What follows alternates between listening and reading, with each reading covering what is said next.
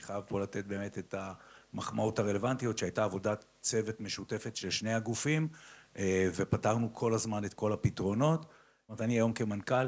יש לי דשבורדים שונים ומשונים לכל אחת מהתתי פעילויות שלנו, בלחיצת כפתור אני רואה באמת הסתכלות השוואתית, אני יודע להגיד,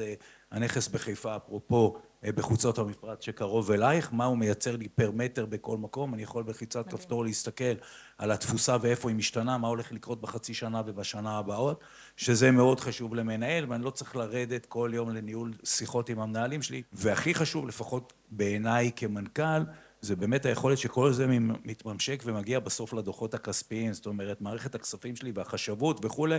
אונליין ברמה תזרימית, 5 שנים קדימה, אני יודע מה אמור לקרות, כמובן יש אירועים, יש אי ודאות וזה משפיע,